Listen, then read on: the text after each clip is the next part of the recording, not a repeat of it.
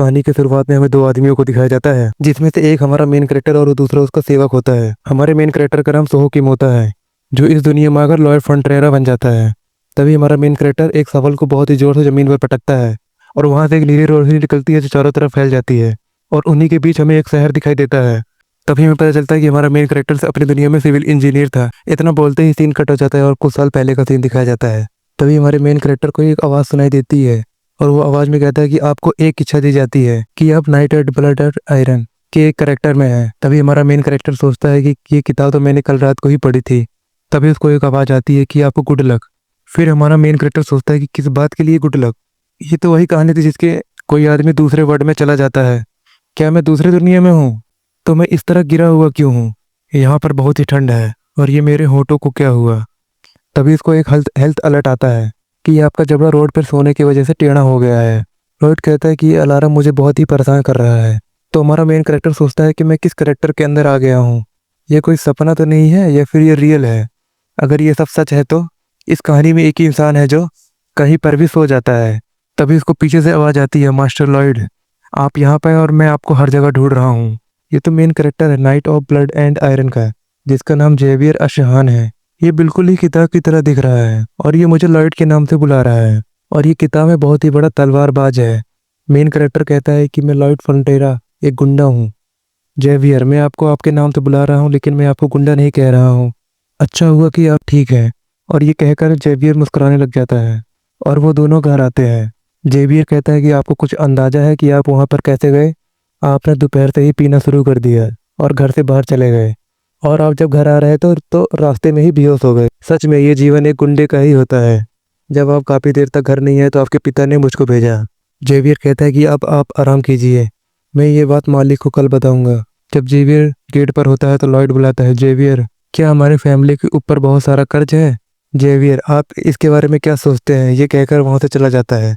Lloyd कहता है कि मुझे पता है कि आगे क्या होने वाला है, क्योंकि लास्ट नाइट ही मैंने अपने रूम में इसका लास्ट चैप्टर खत्म किया था। एक आदमी इनकी जमीन के साथ धोखा कर लेता है और वह सारी जमीन जायदाद अपनी कर लेता है।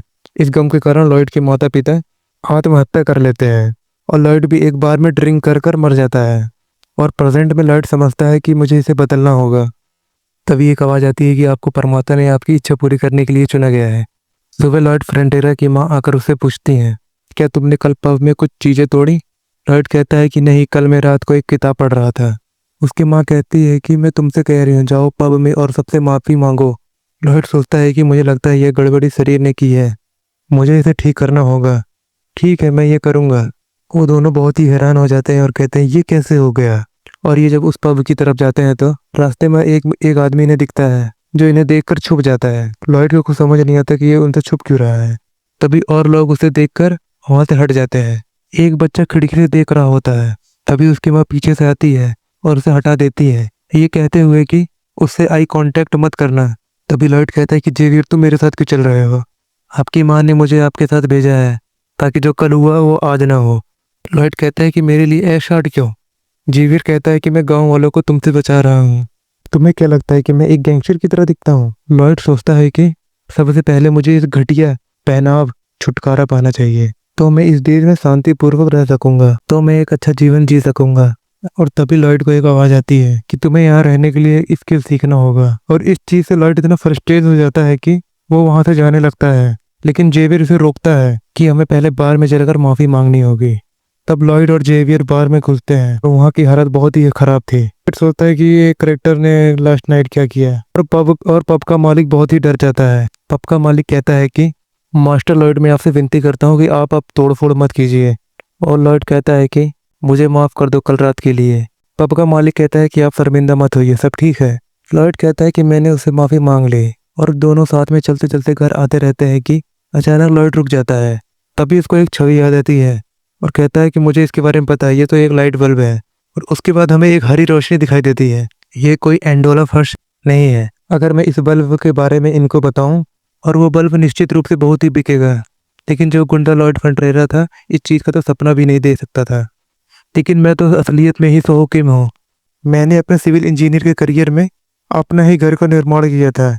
मैंने निर्माण स्थल पे दिन रात काम किया है, बस इससे मैं बेरोन के सारे कर्ज चुका सकता हूँ। लॉयड कहता है जेवियर चलो फिर से पब में चलते हैं, ये मेरा फर्स्ट ऑर्डर होगा। तभी उसको नोटिस आता है कि आपको सच्ची यात्रा शुरू हो गई है। आज से आरपी सिस्टम शुरू होता है।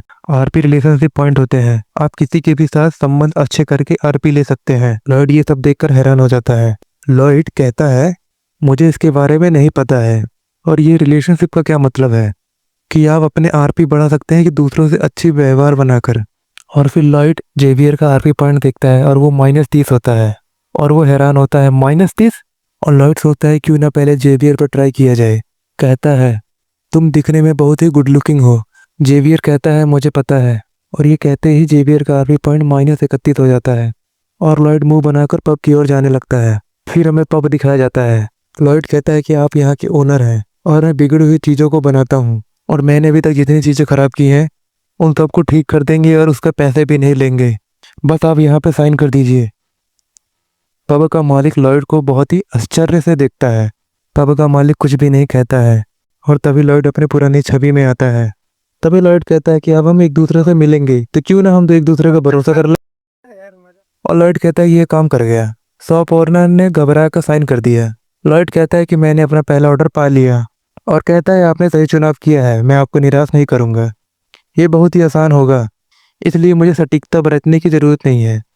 तभी जेवियर कहता है आपने पब के मालिक को उस पर हस्ताक्षर करने के लिए धमकाया, यहाँ कोई और तो प्रॉब्लम नहीं होगी। लॉयड कहता है कि तुम जितना समझदार दिखते हो लेकिन तुम उतने समझदार नहीं हो। क्या तुमने कभी कॉग्निटिव स्थिति के बारे में सुना है? जेवियर कॉग्निटिव स्थिति यह वो स्थिति होती है जिसमें तुम मानते हैं कि कोई व्यक्ति अतीत में किए गए कार्यों के कारण ऐसा या वैसा करेगा। ये आपके दिमाग में पुराने नकारात्मक सोच के कारण उत्पन्न होता है। यह कोई पुरानी चीज नहीं है, यह अनुभव और आंकड़ों पर आधारित है। तो लॉयड कहता है कि तो क्या अनुभव और आंकड़े अतीत की बातें नहीं हैं? यह बातें सुनकर जेवियर को शौक लगता है। लॉयड कहता है कि मैं इतना अच्छा बनाऊंगा कि पब मालिक और उसकी माँ खुश हो जाए, क्योंकि वहीं से मुझे पैसे मिलेंगे।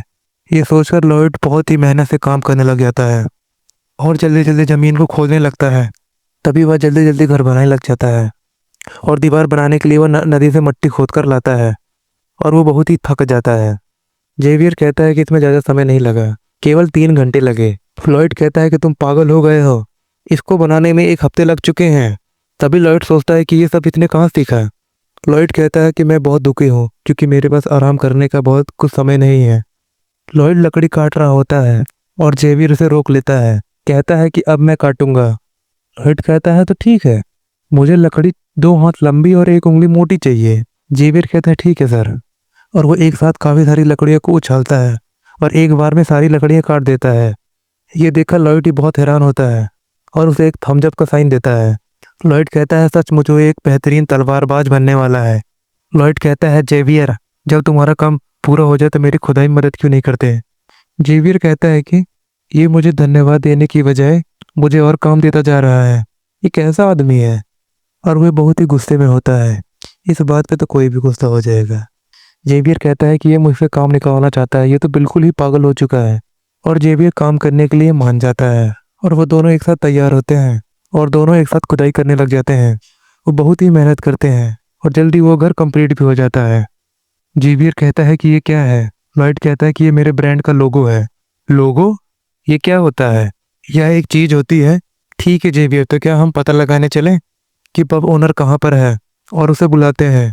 पब ओनर की माँ कहती है कि ये मेरा सपना था, ये बहुत ही सुंदर और अच्छा है, यहाँ आकर बहुत ही रिलैक्स फील हो रहा है। पब मालिक को अपनी आंखों पर यकीन नहीं हो रहा था। लॉयड कहता है कि इस दुनिया के लोगों के लिए ये नई बात होगी। ये एंडोल फ्लोर की शक्ति है जो हमें जादू की तरह दिखता है। पब मालिक कहता है कि बहुत बहुत शुक्रिया जवान मास्टर, बहुत समय से मैंने अपनी माँ को इतना मुस्कुराते हुए नहीं देखा। जेवियर बहुत ही हैरान होता है कि लॉयड के व्यवहार में ऐसा बदलाव कैसे आ सकता है।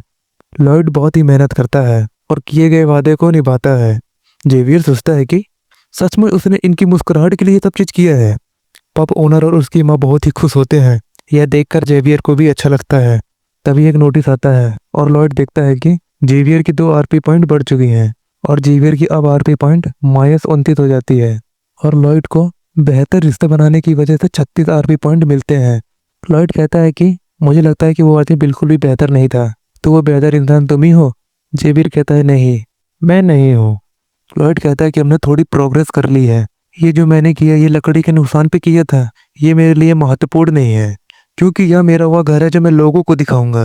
कुछ दिनों बाद एक आदमी वहां से निकलता है और कहता है वाकई में ये बहुत गर्म है। लॉयड कहता है कि बहुत ही अच्छा है, तो आप चाहते हैं कि आपके घर में भी कोई ऐसा कमरा हो? लॉयड कहता है कि ये स्टाइलिश घर है, मैं आपके घर का निर्माण कुछ इस तरह कर सकता हूँ। और उसे वो पन्ना भी दिखाता है, और आप मुझसे घर के साथ साथ ये कमरा भी बनवाएंगे तो मैं आपको 10% छूट दूंगा। तो वो डील करने से थोड़ा हिचकिचाता है, क्योंकि लॉयड जानता है कि गांव के लोग उससे इतनी जल्दी भरोसा नहीं करेंगे। लॉयड कहता है चलो अब हम रोज मिलेंगे, तुम इससे मुझ पर भरोसा कर सकते हो। तो वो इंसान चुप रहता है। लॉयड गुस्सा से होकर बोलता है कि तुम्हें सच में मुझ पर भरोसा नहीं है, तुम मुझ पर भरोसा नहीं करना चाहते। कहता है कि मैं तुम्हें कितनी कम कीमत में दे रहा हूँ।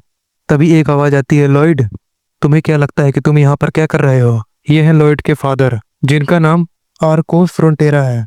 लॉयड इनकी आरपी पॉइंट देखता है, वो -20 होती है। और फिर हमें घर का सीन दिखाया जाता है, जहाँ लॉयड और उसके फादर एक साथ बैठकर डिनर कर रहे होते हैं। मैं भी देख उनसे बचने में कामयाब हूँ, अगर वो मुझसे इसे मना कर दे बनाने के लिए तो क्या होगा? लॉयड के डैड बोलते हैं कि तुम इस समय अभी क्या कर रहे हो? पब मालिक ने मुझे एक ऑन्डोला रूम बनाने का ऑर्डर दिया था, इसीलिए मैं उसके लिए वह रूम बनाया। फादर और लोग तुमसे यह रूम बनवाना चाहते हैं। लॉयड मुझे लग रहा है कि आपको सब चीज पता है। लॉयड के पापा कहते हैं वे लोग जिनका हमें ध्यान रखना चाहिए, मैं नहीं चाहता कि तुम मुझे झूठ बोलो और धोखा दो। लॉयड आप चिंता मत कीजिए, मैं खाना खा चुका हूँ और मैं यहाँ से जाता हूँ। लॉयड के फादर बोलते हैं ये हमारी परिवार की स्थिति के कारण हो रहा है, तुम्हारे पास तो आंख और कान है, तुम्हें सोचना भी चाहिए। तुम ज्यादा चिंता मत करो, मैं इस स्थिति से जल्दी ही अपने परिवार को निकाल लूंगा, तुम इस सब चीजों में मत पड़ो। लॉयड अपने फादर की ओर थोड़ा मायूसी से देखता है और सोचता है कि ये शब्द मैंने पहले भी सुने हैं। सब ठीक हो जाएगा, इसलिए चिंता मत करो, यह कुछ भी नहीं है, बस तुम मन लगाकर पढ़ाई करो। लॉयड कहता है कि झूठ, ये सब बिल्कुल ठीक नहीं है, और कहता है कि आप हार मत मानिए, मैं भी नहीं मानूंगा। लॉयड सोचता है कि कुछ समय पहले ये शब्द मैंने अपने पिता से कहे होते। लॉयड मन में सोचता है कि अभी मेरे पास 32 स्टाइल ए ऑर्डर्स हैं और 57 स्टाइल बी ऑर्डर्स हैं। कहता है मुझे काम करने के लिए कुछ लोगों की जरूरत पड़ेगी, और तभी उसे 2 आदमी दिखाई देते हैं और वे उसके सामने से गुजर गए।